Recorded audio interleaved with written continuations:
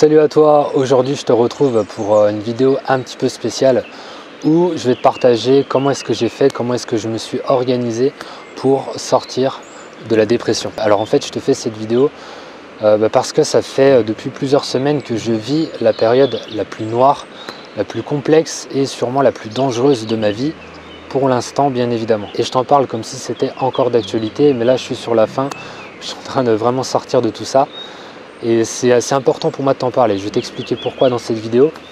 Maintenant, les moments difficiles comme ça commencent à être de plus en plus rares, de moins en moins fréquents. Donc, je peux vraiment dire que je touche vraiment le bout. J'étais dans un état dépressif très complexe. Et voilà, je ne vais pas t'expliquer les raisons pourquoi. Je ne vais pas dire pourquoi dans cette vidéo. Ce n'est pas mon objectif. Je ne suis pas sur YouTube pour ça, pour raconter ma vie. Mais simplement, je vais te partager ce qui s'est passé à peu près en moi et ce que j'ai fait surtout pour m'en sortir, pour éventuellement que ça puisse t'aider si jamais tu passes par cette phase ou si tu passeras par cette phase un jour. Et c'est un petit peu paradoxal parce que je t'en parle ici sur YouTube, mais si je viens en amont, si je viens voir vraiment les causes de tout ça, YouTube en fait partie. Je me suis énormément investi dans mon activité en ligne et voilà, ça fait à peu près 4 ans donc, que je suis sur YouTube et puis que je fais des programmes etc. en ligne. Et tout ça, ça m'a demandé un temps et une énergie considérable. La conséquence, c'est que j'ai fait énormément de sacrifices et ces sacrifices ont eu des répercussions négatives dans ma vie. Je me suis éloigné de beaucoup de personnes, ça m'a amené vraiment une grande solitude dans ma vie et tout ça, c'est quelque chose de négatif, bien sûr. Tout ce qui est vidéo sur YouTube, la création de mes programmes, les réseaux sociaux, cette sphère vraiment en ligne, on va dire virtuelle, m'a amené du négatif dans ma vie. Et plus je m'enfonçais dans cette solitude, plus je déprimais. Et plus je déprimais, plus je m'éloignais encore une fois des humains, tout en les comprenant encore moins.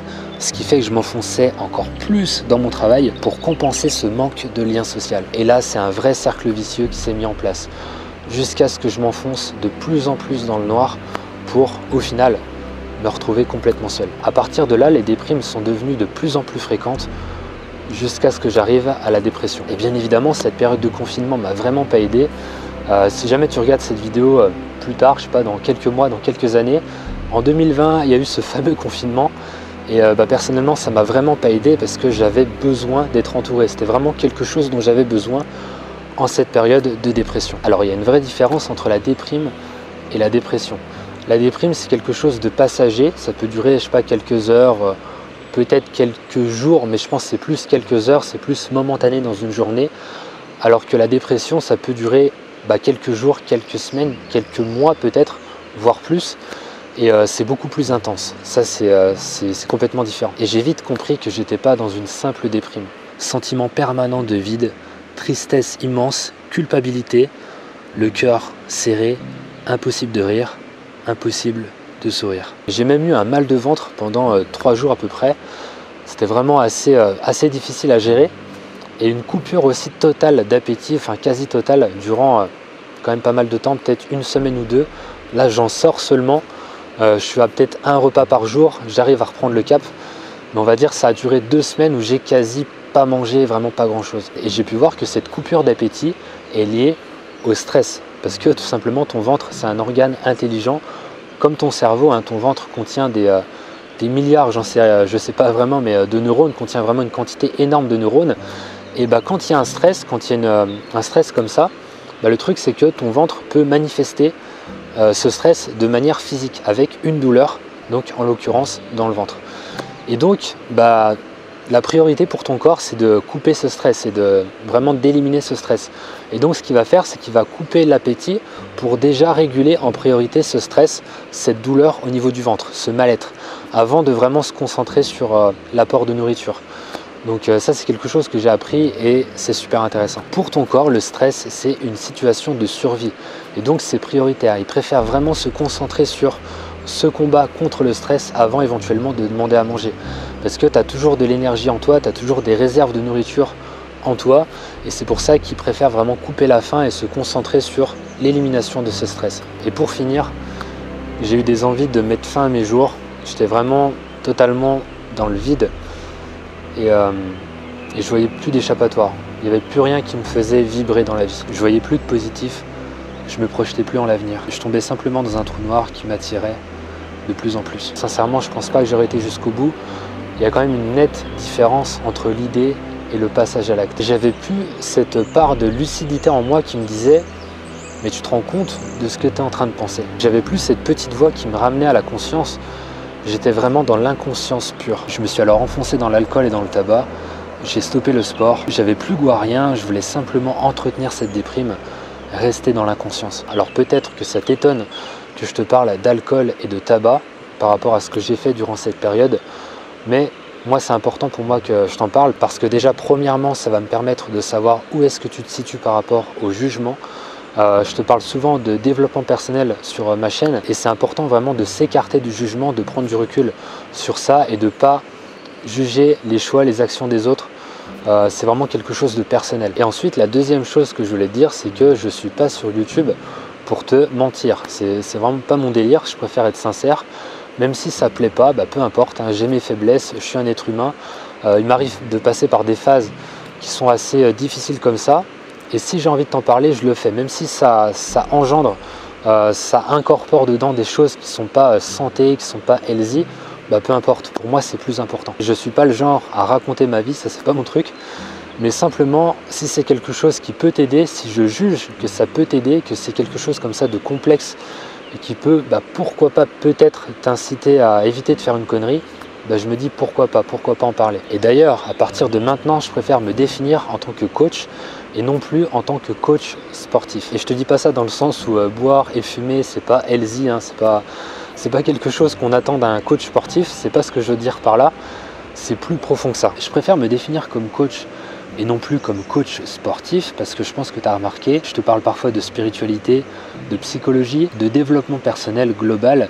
Et me définir comme coach, ça me permet d'être plus intègre avec moi-même, de m'exprimer sur tous les sujets qui me passionnent. Et d'ailleurs, vis-à-vis de ces phases de montée-descente, je me suis assez renseigné et j'ai pu voir, c'est intéressant de savoir ça, c'est que certaines personnes arrivent à trouver l'équilibre dans leur vie après être passées par des extrêmes. Cette dualité est permanente, le bien et le mal, la peur et l'amour, l'isolement et l'unité, l'ombre et la lumière. Un humain, c'est la dualité incarnée, les pieds dans la boue et la tête dans les étoiles. Et cette dépression dans ma vie, cette phase la plus complexe que j'ai jamais vécue, c'était vraiment la sonnette d'alarme. Quand je suis revenu dans la conscience, je me suis dit merde, c'est pas possible, t'es en train de tout perdre. Arrête de te focaliser autant sur ton activité, sinon tu vas te perdre toi-même. J'ai eu un vrai électrochoc et je me suis dit maintenant, il faut faire le point. En clair, maintenant je vais freiner YouTube. Tout ce qui est réseaux sociaux, tout ça, je vais vraiment faire en sorte de penser à moi avant tout, avant d'amener de la valeur, avant d'aider vraiment les gens autour de moi. Je vais freiner ma progression et je vais me concentrer sur la vraie vie. Et ce que j'ai fait aussi et que je vais consolider petit à petit, c'est renouer avec l'humain. C'est arrêter vraiment de tout le temps juger les personnes que je rencontre et essayer de les changer. Ça, je vais vraiment faire en sorte de stopper ça à partir de maintenant. Je vais les accepter telles qu'elles sont, peu importe leurs valeurs, peu importe leurs idées. Je vais faire en sorte de les aimer de façon inconditionnelle. Je vais développer l'amour, la compassion, la tolérance et améliorer mon écoute auprès de mes interlocuteurs. Il y a deux actions très importantes pour moi qui m'ont permis de sortir de cette dépression. La première action, c'est me focaliser sur l'instant présent. Pourquoi ? Parce que la dépression, c'est une conséquence des pensées en dehors du présent. En période de dépression, quand tu penses au passé, tu regrettes tes actions et tes inactions et ça peut t'amener énormément de tristesse. Et quand tu penses à contrario au futur, tu as peur, tu doutes et ça peut t'amener énormément de stress. Alors que lorsque tu vis dans le présent, tu te rends compte que tout est là, tout est pur, tout est parfait. Le passé est quelque chose de révolu, c'est déjà fait et l'avenir est incertain. Tu ne peux pas changer le passé et tu ne peux pas connaître l'avenir. Même si tu regrettes le passé et que tu souhaites résoudre ça dans l'avenir, ça ne changera rien au fait que le seul moment que tu peux vivre, c'est maintenant. En plus de ça, ton futur est la conséquence de ton présent. Donc, si tu modifies ton présent en te concentrant sur le bonheur, en étant plus ouvert, plus souriant, plus tolérant, tu modifieras ton avenir, car toutes tes prochaines interactions te rapprocheront de tes objectifs, t'amèneront du positif dans ta vie. Si tu danses et si tu chantes avec la vie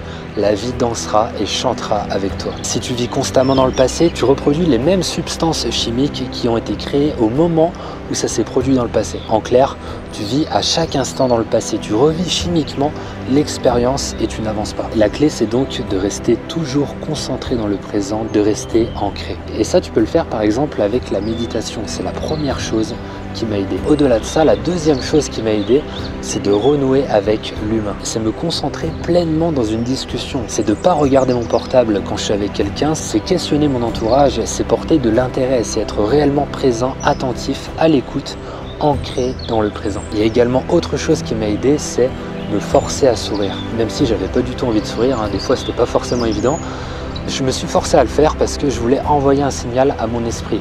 Si tu n'arrives pas mentalement avec ton esprit à donner l'ordre à ton corps, tu peux faire l'inverse. Tu peux donner un ordre à ton esprit à travers ton corps.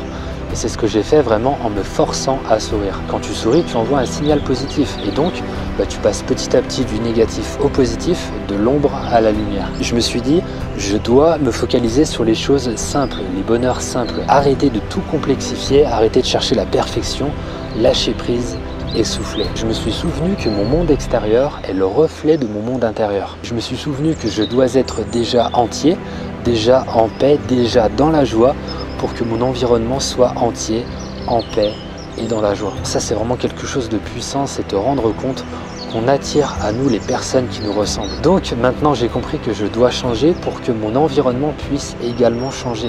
C'est un état d'esprit déjà à adopter pour vraiment que ça se reflète sur ton entourage. Le passé est une leçon qui se vit dans le présent afin de créer ton avenir. Mais tout se passe ici et maintenant, dans le présent. Et t'en parler comme ça sur YouTube, c'est important pour moi, ça va me permettre d'avoir une trace, de comprendre vraiment ce qui s'est passé en moi, de savoir vraiment les erreurs que j'ai commises pour ne plus les faire à l'avenir. Voilà, j'espère que cette vidéo peut t'aider ou qu'elle t'aidera éventuellement plus tard si tu passes par là et que tu te souviens de cette vidéo à regarder à l'avenir.